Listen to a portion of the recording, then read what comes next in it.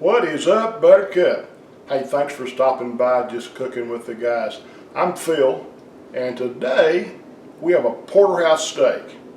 I don't know if you know the difference between a porterhouse and a regular T-bone, but a porterhouse comes from farther back in the loin on the cow, and the T-bone comes from farther up to the front.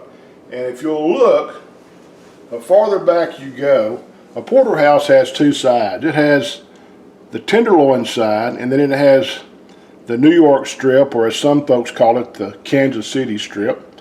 But it has these two sides, and the farther toward the front of the cow you go, the smaller this portion gets. Some folks really like this side, and some folks really like this side, but together they're great. And we're going to pat this thing down a little bit, trim some of the fat off of it, put some salt and pepper on it. I'm kind of a traditionalist and a purist when it comes to my steaks. I just want salt and pepper on those suckers. I don't want a bunch of rubs. Every now and then maybe, but for the most part, I just want salt and pepper on that thing. We went to a steakhouse, a chain steakhouse, a few years ago and ordered my steak, and the waiter says, "Do you want steak sauce?" My comment was, do I need it? A good steak shouldn't need anything to complement it. It complements itself. And that's what this dude's going to do here. So I'm going to do just a little bit of trimming, and then we'll put some salt and pepper on this thing, and we'll get it out on the... And by the way, I've got my Gabby grill, my Santa Maria style grill set up on my Weber charcoal grill, and we're going to cook on that tonight. I've got some hickory logs in there, and they're burning off pretty good. So let's cut this dude up, and then we'll take it outside and put it on the grill. So first, I'm going to take some of this fat off. That's actually unnecessary. So, piece there, and there's kind of a hard chunk piece of fat here on the side, and I'm going to take that off. I need to sharpen my knife, it looks like. Yep. Well, what kind of cook is that when you got a dull knife?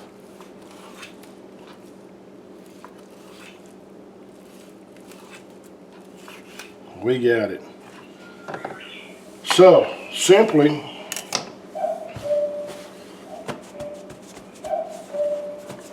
there's our infamous cuckoo clock. If you watched very many of our videos, you'll notice that the cuckoo clock always seems to chime about the time we're doing a video, but that's okay. Now you're probably thinking, man, you're putting a lot of salt on that. This is a big piece of meat. This is a two and a half pound piece of steak, and my wife and I are going to share this, and it's going to take quite a bit of salt and pepper to penetrate into the deep part of this thing. So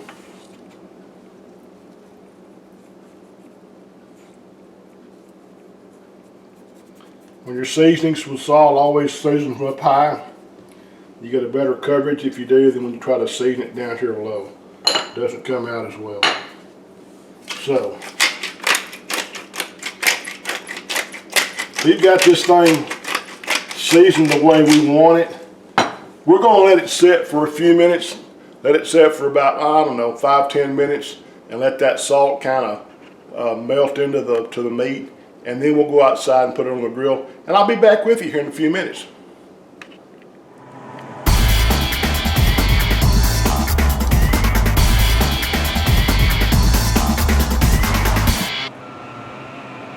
We're back.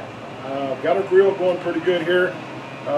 These Santa Maria style grills from Gabby's Grills, they're really cool. If you don't have one of these, this one fits a 22-inch Weber kettle. They make one for an 18. They're really nice to have. You might check into those and order one and have it shipped to you and use it because they're really nice. We got our grill up. We're going to throw this steak on here. We're going to cook this dude.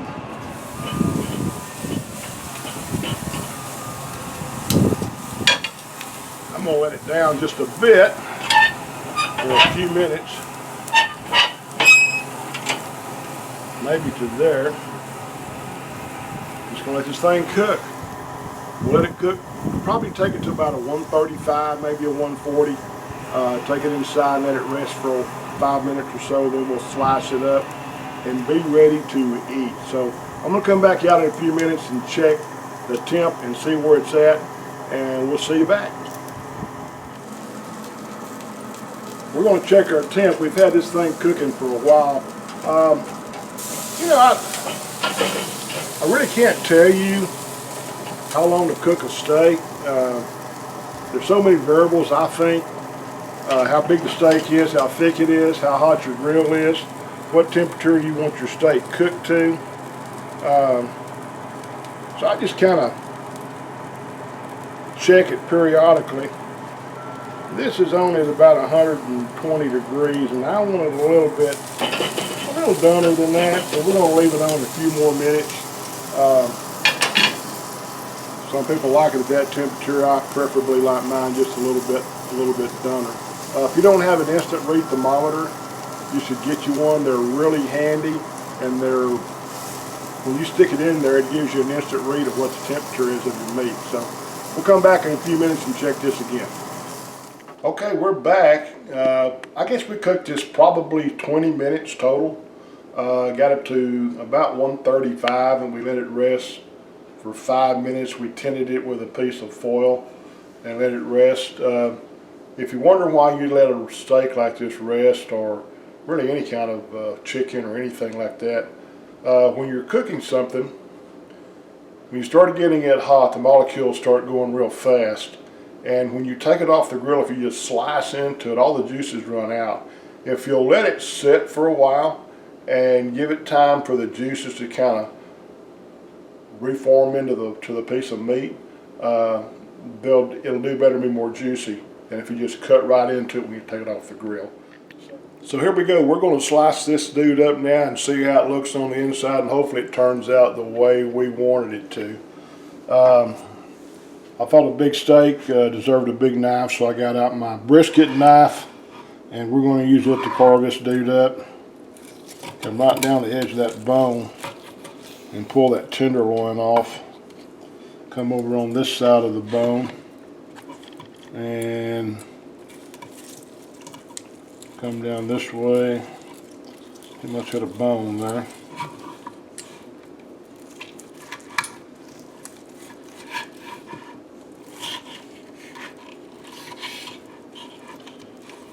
Come back to that piece. That's going to be a good piece of meat right there.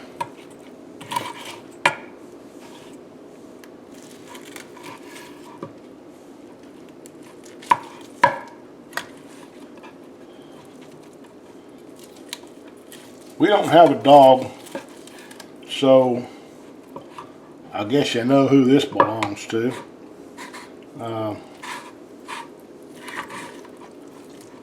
Yep, you guessed it. It belongs to me.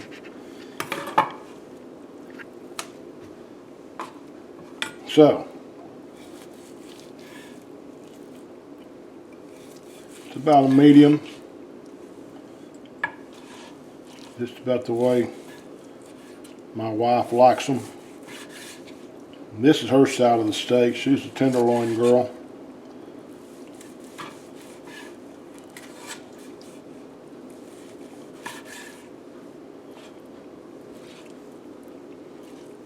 So there you have it, my friends. Nice, juicy porterhouse cooked on the Gabby grill with hickory logs, and we're going to dive into this thing here in a few minutes and see how well it tastes. So thanks for stopping by. I really appreciate it. If you think about it, subscribe to my channel. Hit the notification bell, and you'll be notified when we do new videos. And share it with your friends. Tell your friends to come help us out and to be a part of our ever-growing channel. And thanks so much for watching. I will see you. So as I said, we don't have a dog, and I know if we did, he'd really enjoy this, so I'm going to eat it for him. I'll even say bow wow if it makes you feel better. I mean, that's the best part of the steak, up next to this bone. And my wife's telling me I got steak and juice all over my face, and I really don't care. This is good, so see you.